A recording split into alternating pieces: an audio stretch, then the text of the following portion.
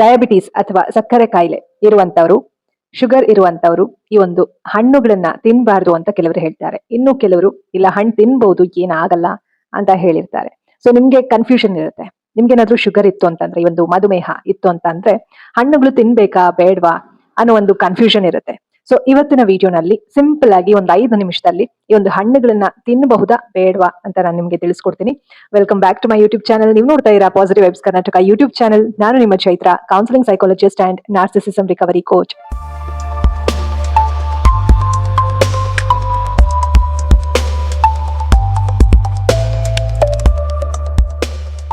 ಸ್ನೇಹಿತರೆ, ಈಗ ಆಲ್ರೆಡಿ ನಾವು ಈ ಒಂದು ಹೆಲ್ತ್ ಅವೇರ್ನೆಸ್ ರಿಲೇಟೆಡ್ ವಿಡಿಯೋಸ್ಗಳಲ್ಲಿ ಡಯಾಬಿಟೀಸ್ ಬಗ್ಗೆ ಆಗಿರ್ಬೋದು, ಕೊಲೆಸ್ಟ್ರಾಲ್ ಬಗ್ಗೆ ಆಗಿರ್ಬೋದು, ಈ ಒಂದು ಟ್ರೈಗ್ಲಿಸರೈಡ್ಸ್ ಬಗ್ಗೆ ಆಗಿರ್ಬೋದು, ಪೈಲ್ಸ್ ಬಗ್ಗೆ ಆಗಿರ್ಬೋದು, ಕಾರ್ಟಿಸಾಲ್ ಲೆವೆಲ್ ಅಂದ್ರೆ ಸ್ಟ್ರೆಸ್ ಹಾರ್ಮೋನ್ ಬಗ್ಗೆ ಆಗಿರ್ಬೋದು, ಸಾಕಷ್ಟು ವಿಚಾರಗಳನ್ನ ತಿಳ್ಕೊಂಡಿದೀವಿ.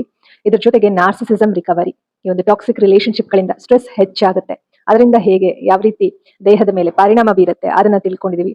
ಜೊತೆಗೆ ಸ್ಪಿರಿಚುವಲ್ ಹೀಲಿಂಗ್, ಸೋಲ್ ಅಂತಂದ್ರೆ ಏನು, ಇನ್ನರ್ ಅವೇರ್ನೆಸ್ ಅಂತಂದ್ರೆ ಏನು, ನಮ್ಮ ಬಗ್ಗೆ ನಾವು ಹೇಗೆ ಅರಿವು ಮೂಡಿಸ್ಕೊಳ್ಳೋದು, ನಮ್ಮ ಜೀವನದ ಪರ್ಪಸ್ ಏನು, ಯಾವ ರೀತಿ ನಾವು ಆರೋಗ್ಯವಾಗಿ ಇರಬೇಕು, ಮನಸ್ಸು ದೇಹ ಆತ್ಮ, ಮೈಂಡ್ ಬಾಡಿ ಸೋಲ್ ಹೀಲಿಂಗ್ ಯಾವ ರೀತಿ ಮಾಡ್ಕೊಳ್ಬೇಕು ಅನ್ನುವ ಒಂದು ದೃಷ್ಟಿಕೋನದಲ್ಲಿ ನಾವು ವಿಚಾರಗಳನ್ನ ತಿಳ್ಕೊಳ್ತಾ ಬರ್ತಾ ಇದೀವಿ. ನೀವೇನಾದ್ರು ಫಸ್ಟ್ ಟೈಮ್ ನನ್ನ ಚಾನಲ್ ನೋಡ್ತಾ ಇದ್ರೆ ಪಾಸಿಟಿವ್ ವೈಬ್ಸ್ ಕರ್ನಾಟಕ ಚಾನಲ್ಗೆ ಸಬ್ಸ್ಕ್ರೈಬ್ ಮಾಡಿಕೊಂಡು ವಿಡಿಯೋಸ್ಗಳನ್ನ ನೋಡಿ. ಜೊತೆಗೆ ನೀವೇನಾದ್ರು ಕೌನ್ಸಿಲಿಂಗ್ ಸೆಷನ್ಸ್ ನ ಅಟೆಂಡ್ ಮಾಡಬೇಕು ಅಂತಂದ್ರೆ ಸ್ಕ್ರೀನ್ ಮೇಲೆ ಕೊಟ್ಟಿರುವಂತಹ ನಂಬರ್ಗೆ ಕಾಲ್ ಮಾಡಿ ನಿಮ್ಮ ಒಂದು ಕೌನ್ಸಿಲಿಂಗ್ ಸೆಷನ್ ನ ಬುಕ್ ಮಾಡ್ಕೊಳ್ಬಹುದು. ಹಾಗೆ ಮೇಲ್ ID ಕೂಡ ಕೊಟ್ಟಿರ್ತೀನಿ, ಮೇಲ್ ಕೂಡ ಮಾಡಿ ಕಾಂಟ್ಯಾಕ್ಟ್ ಮಾಡಬಹುದು. ಸೊ ಇಷ್ಟನ್ನ ಹೇಳ್ತಾ ಇವತ್ತಿನ ಒಂದು ಟಾಪಿಕ್ ನ ಶುರು ಮಾಡೋಣ ಬನ್ನಿ. ಸೊ ನಿಮ್ಗೆ ಕನ್ಫ್ಯೂಷನ್ ಇರುತ್ತೆ, ಈ ಒಂದು ಹಣ್ಣುಗಳನ್ನ ತಿನ್ಬೋದಾ ಬೇಡವಾ.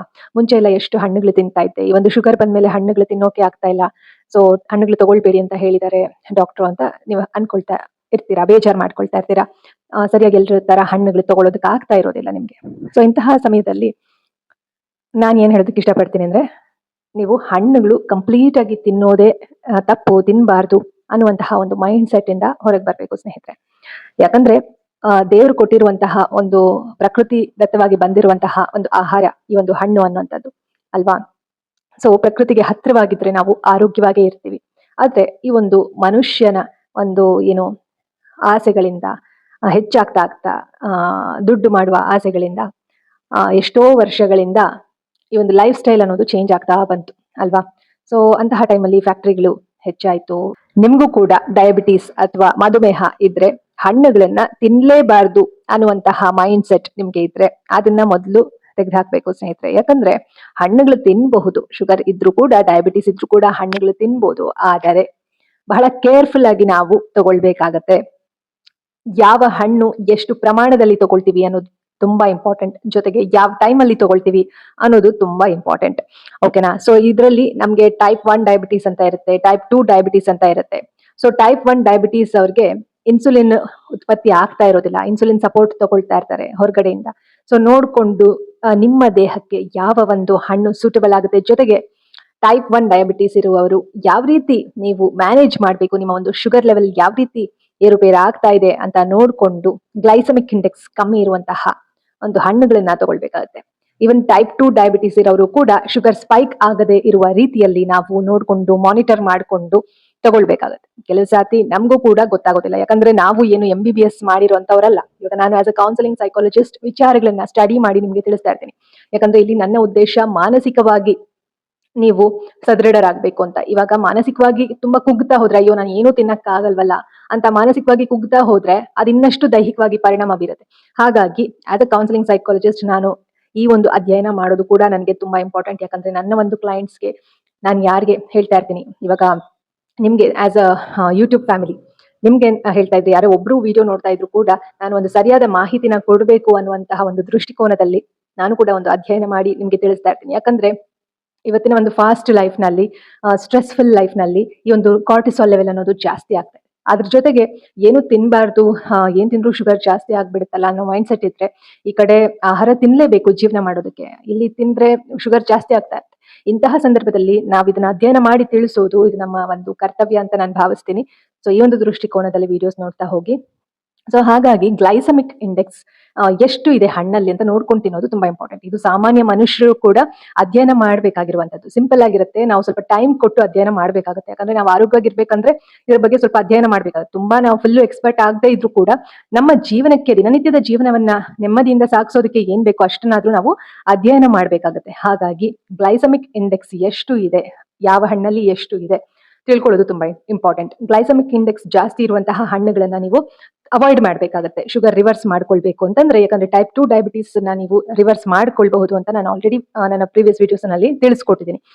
ಹಾಗಾಗಿ ನೀವು ಕ್ವಾಂಟಿಟಿ ಮತ್ತೆ ಟೈಮಿಂಗ್ ಮತ್ತೆ ಯಾವ ಟೈಪ್ ಆಫ್ ಡಯಾಬಿಟೀಸ್ ಇದೆ ನಿಮ್ಗೆ ಇದೆಲ್ಲ ನೋಡ್ಕೊಂಡು ನೀವು ಹಣ್ಣುಗಳನ್ನ ತಗೊಳ್ಬಹುದು ಸ್ನೇಹಿತರೆ.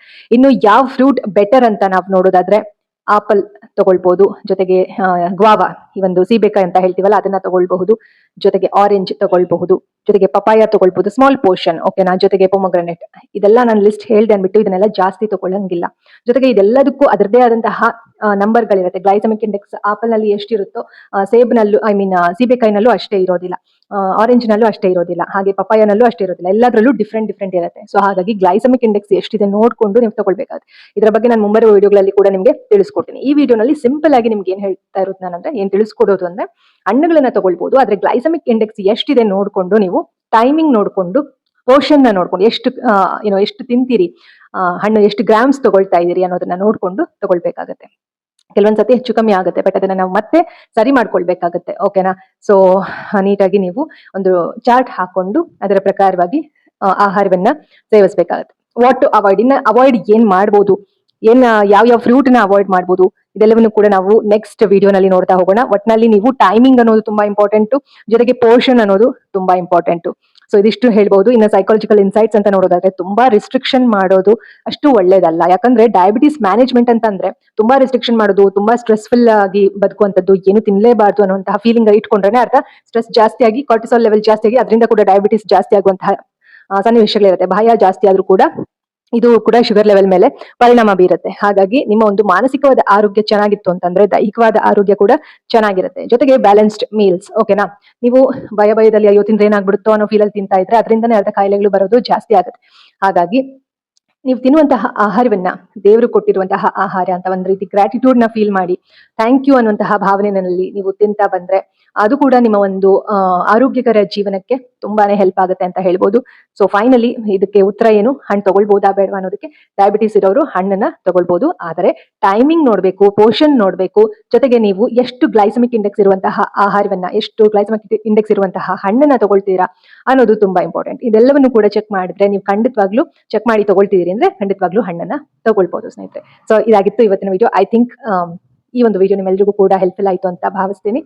ಸೊ ಮುಂದಿನ ವಿಡಿಯೋನಲ್ಲಿ ಮತ್ತೆ ಭೇಟಿ ಆಗೋಣ. Awareness is the beginning of your healing journey. Take care of your mind, body, soul and your heart, ಓಕೆನಾ. Be kind to your mind, body and soul ಅಂತ ಹೇಳ್ತಾ ಈ ಒಂದು ವಿಡಿಯೋನಲ್ಲಿ ಮುಗಿಸೋಣ. ಮುಂದಿನ ವಿಡಿಯೋ ಮತ್ತೆ ಭೇಟಿ ಆಗೋಣ. ಅಲ್ಲಿವರೆಗೂ think positive, B on optimist, life is beautiful and make the most of it. ಎಲ್ಲರಿಗೂ ಶುಭವಾಗಲಿ. ಧನ್ಯವಾದಗಳು.